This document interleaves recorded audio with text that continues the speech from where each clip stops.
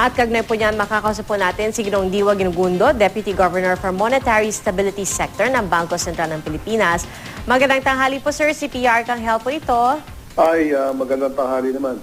Sir, unang-una, ano ho ba yung factors at eto nga, for the first time in how many months, talagang bumaba po at humina ang palitan ng piso kontra dolyar?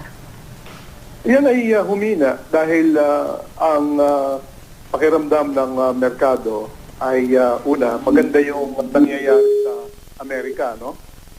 Hello? Yes, Deputy Governor, go ahead. Okay. At dahil dyan, maaaring umakyat ng kaunti ang interest rate doon at muling bumalik ang mga nakakapital, namumuhunan, nag-i-invest pabalik sa Amerika. Pangalawa, meron ding pahayag ang US Fed Chairman si Ben Bernanke na baka medyo bawasan nila, no, yung tinatawag nilang quantitative easing.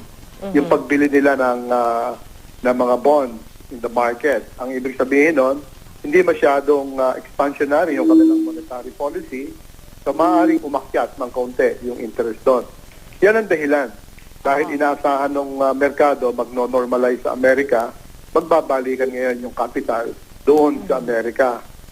So tingin niyo po ba magtatagal sa 42 level yung piso kontra dolyar? Mahirap sabihin yan, pero sa ngayon, ang masasabi ko lamang, ay hindi naman natin inaasahan na lahat ng mga nag-invest dito sa Pilipinas mula sa ibang bansa, tuluyan ng mag-aalisan. Kasi maganda naman ang ating ekonomiya, no? Number one, nag-grow tayo ng 7.8% for the first quarter ng 2013. Ang China was only 7.7, samantalang yung iba ay lumago ng mas mababa kaysa dun sa ating paglago, no, ng first quarter. Yung inflation sa Pilipinas patuloy na subdued, no? Very, very low at 3%. Doon namang pagbabango sa Pilipinas ay nananatiling matatag. So, may mga dahilan ang mga namumuhunan para manatili dito sa Pilipinas. Pero, Hindi lahat yan ay inaasahan natin na mag-aalisan.